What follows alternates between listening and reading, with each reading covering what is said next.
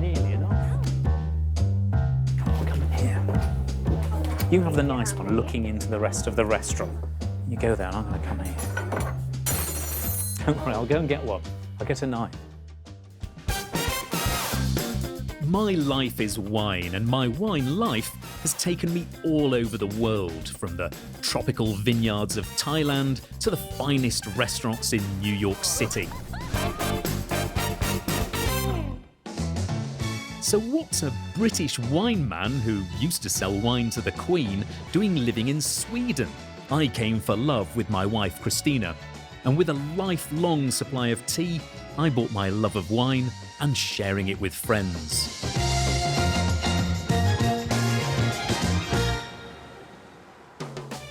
In this episode, you'll discover what is the right temperature to serve wines. We'll take the coffee test for everyone who's wondered why you like some wines and not others. What can legs, tears, and church windows tell you about a wine? And is there a difference between drinking and tasting? And much, much more. So just sit back, relax, and enjoy the show.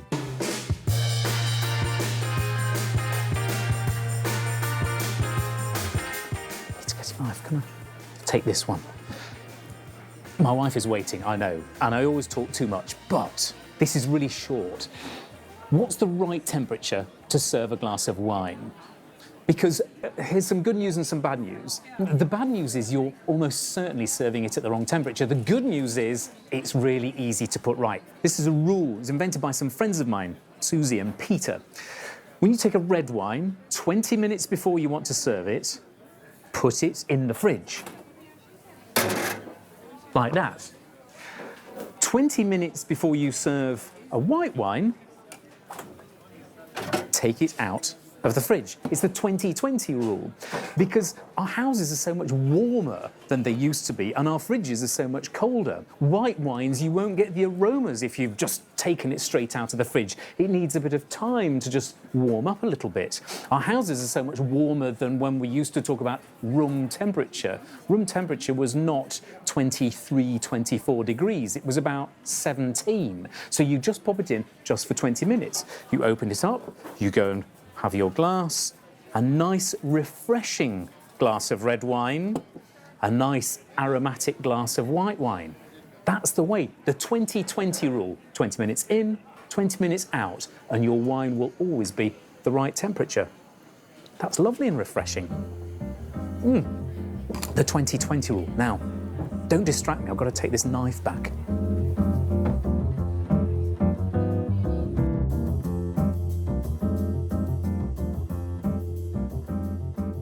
Sorry, I was a bit held up there. It's all right. Thank you so much. Both me and Joe are very passionate about wine. We actually met through wine. We were working for a sales company in London. Thinking of the lamb meat, Joe just loves talking about wine. So if he meets someone who has the same passion as him, he can just carry on talking and talking for ages. Can't get enough. I like that. With a glass of red? Give me 1 sec, I'll be back in just a minute. Okay. I won't leave you long. No.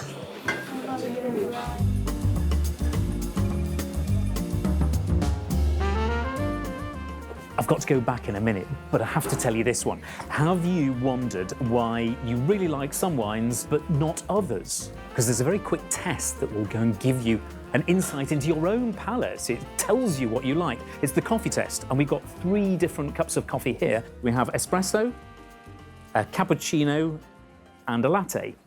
Which of these do you like the most? Which do you prefer? Because you will belong to one of these sorts of groups.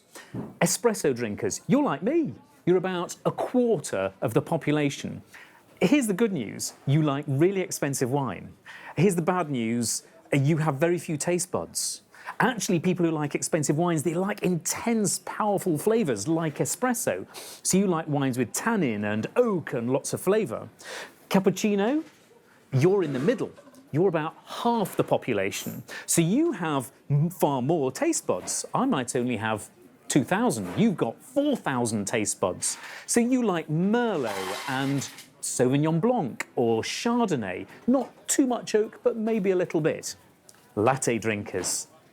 You have an amazing palate. Well done. You've got loads of taste buds, maybe 8, even 10,000 taste buds. Remember, I've only got 2. So you're sitting down here. You're again quarter of the population, but you've got all those taste buds. It's like somebody's turned the volume up. So you like quieter music, Pinot Grigio, maybe Gamay, low tannins, lighter, gentle wines. Wines that, for me, don't taste of very much, but for you are beautiful and aromatic and lovely. So when you know that, you know which coffee you like, or you know which coffee your partner likes, your friend likes, whoever likes, you know what to serve them. Big wines for espresso drinkers, medium wines for cappuccino drinkers, lighter wines for latte drinkers.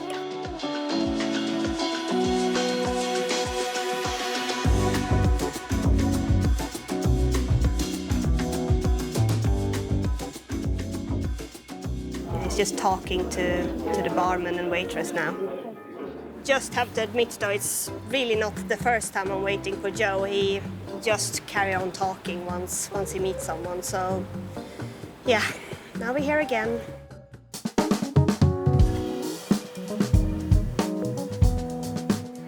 I need to just get a glass, but actually, which one do I choose?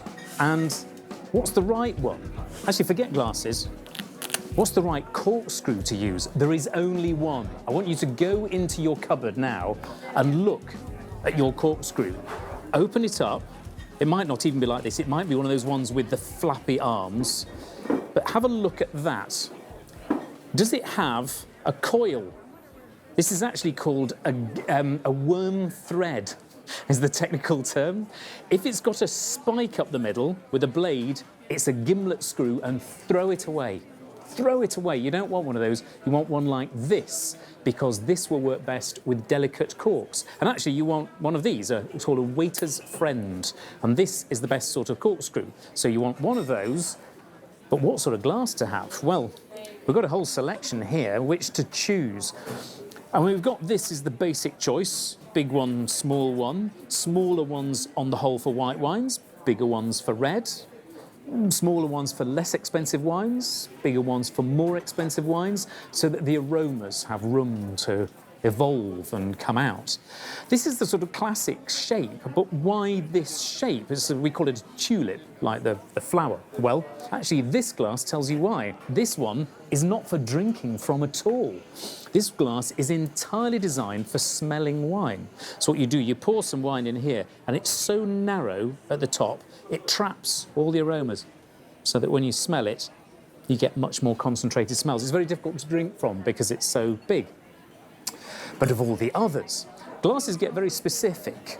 So if you're drinking, I think this one is Riesling. I think this is a Riesling glass. You should have one of these. This one, I think, is... which one is this? I think this might be a Grenache glass. I can never remember. I know that this, my favourite, is a Burgundy glass for Pinot Noir. And that needs a slightly wider top so the aromas can come out. And this over here is specially made only for English sparkling wine. Only English. But actually, for any sparkling wines, it is much better than this, which is beautiful.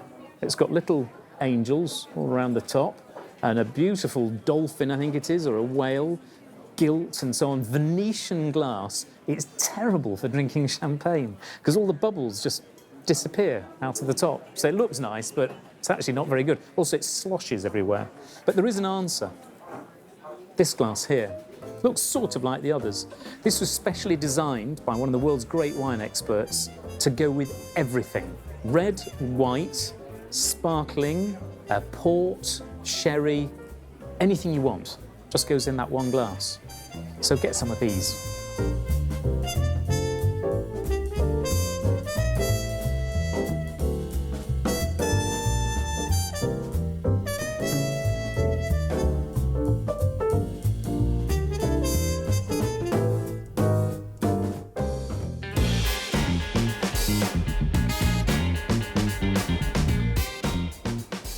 was going to go back, but I can't not show you this incredible thing. This is one of my favourite wine gadgets in the whole world.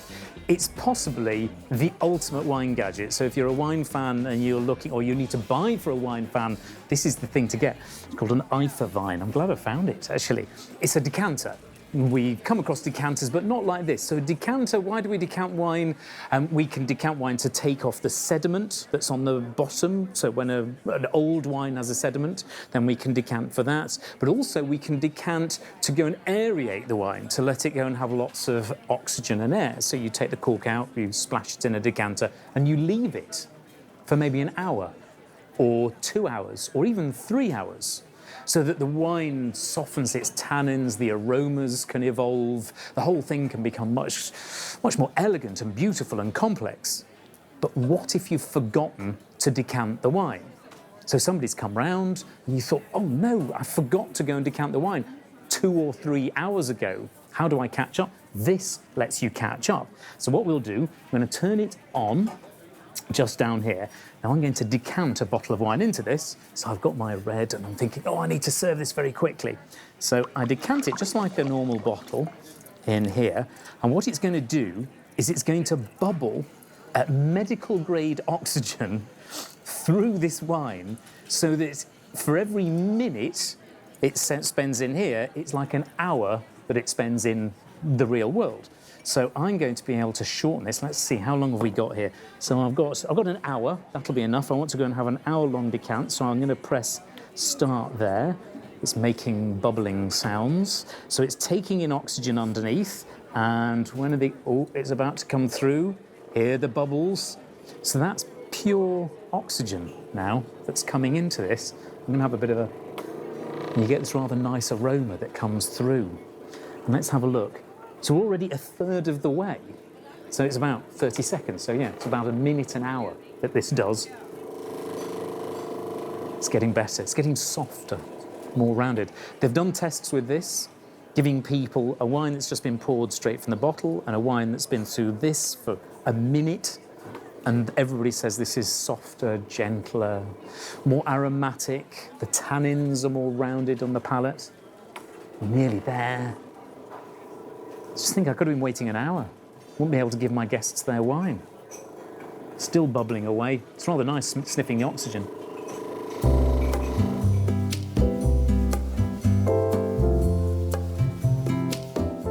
Now, it's not just red wines that you might put in here. Sometimes if you get young Sauvignon Blanc, sometimes can be people say it's a bit tight. It's all very enclosed, and when it first comes out, it can almost smell a little bit like a struck match.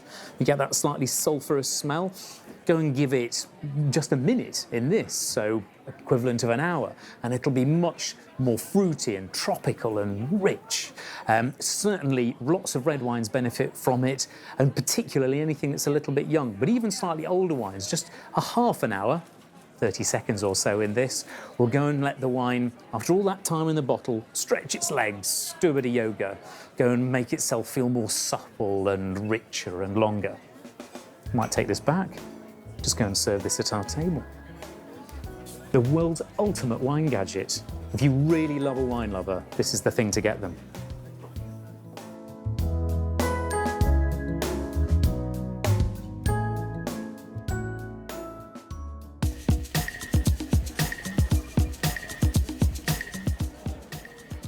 I need to get back very quickly, but two people at the next table have just had a bit of a discussion. They said, oh, well, wine isn't very good if it comes in a screw cap. It's much better if it comes in a cork. Is this true? Well, no, it's not true, actually. It doesn't make any difference to the wine inside at all. It's entirely in our heads.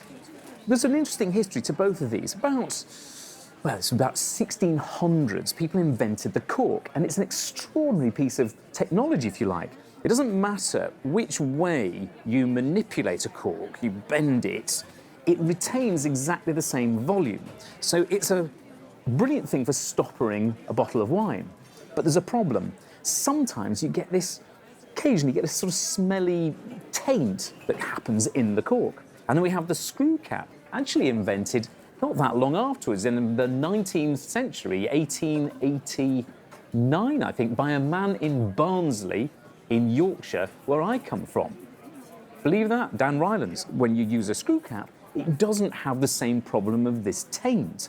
So you end up with cleaner, fresher, brighter tasting wine. Now what we find is that more depends on where you are in the world than the quality of the wine inside. So for instance, it turns out you go to China, people just love that sound. And so all wines in China are closed with a cork so that when people open them, they can enjoy that sound. Whereas if you go to New Zealand or to Australia, there people don't want the cork taint. So all their wines are closed with the crunch of a screw cap. I mean, all of them. So actually, whether or not the wine inside is good or not, depending on whether it's got a cork or a screw cap, more is a case of where you are in the world than whether or not the wine inside is any good. There's one little bit of advice. Somebody went and did a test, they did an experiment, and they pulled corks out of bottles without showing anybody. And they said, how much is that wine worth? And for another group, they crunched the screw cap off and they poured it for people. And they said, how much is that wine worth? That sound of the cork coming out made them think the wine was 15% more expensive. So if you're having a dinner party, best make sure it has a cork.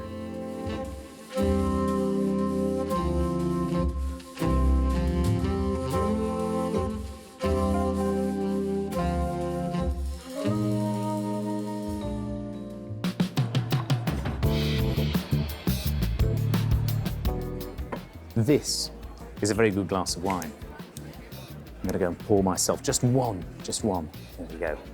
But how can we tell in the glass if it's a very good glass of wine? What lots of people will do is they will coat the inside of the glass like this. Coat it. And then they'll look on their sides and they will look and, oh, here we come. They'll see these, well, in English we call them legs or tiers or even church windows as they come down the side of the glass. And say, look, this has got these nice long church windows that are coming down. It must be a very good glass of wine.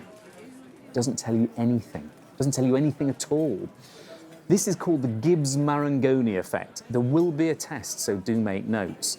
All it is that as you have the wine coating the inside of the glass, the alcohol evaporates, the water has a different surface tension, it clumps together, and it drops back down. So it doesn't mean that the wine is more alcoholic. It doesn't mean that the wine has more sugar in it. It doesn't mean that the wine is better than anything else.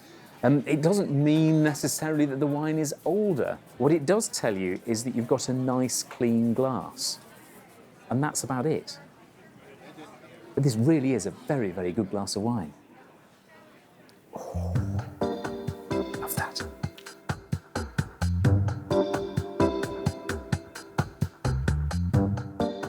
Well, the food in there was delicious, and I really enjoyed both the food and the wine. So, yeah, Joe can eat his food cold then. Just so tired of waiting, so I'm leaving now.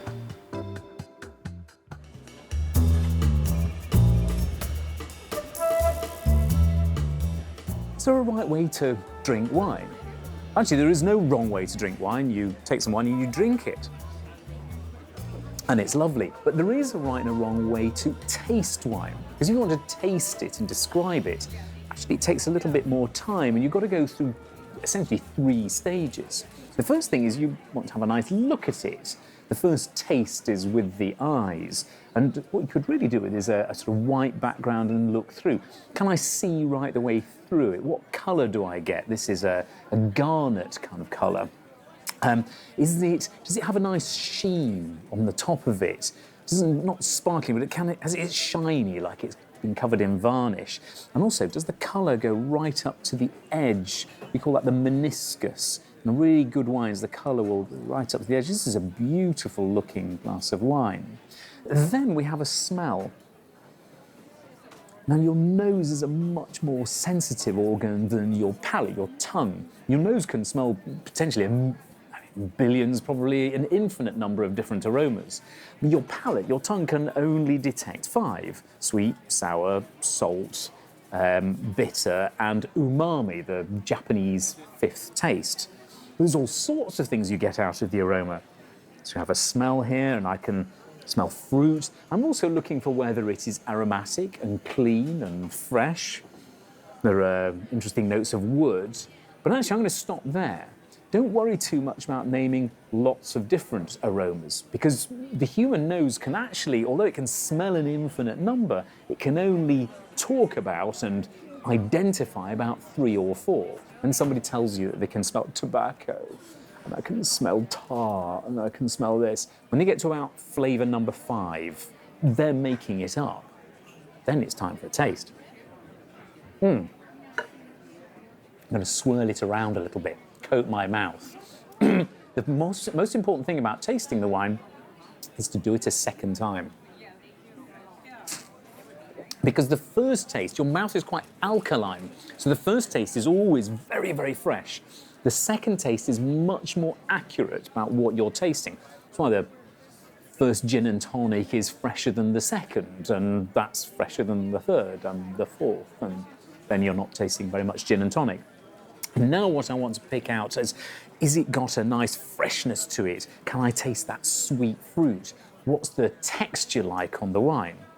Now, rather than just saying, that's nice wine, it tastes good, I can say it's a beautiful, clear, bright sheen on the top of the wine. The aromas that come out of the glass is beautiful fruity, it's aromatic, it's got a red cherry character. On the palate, fine tannins, got lots of length, it's got fresh acidity, but beautiful fruit. I am going back. Tired of waiting. Can I just get a glass of wine? Red, anything really.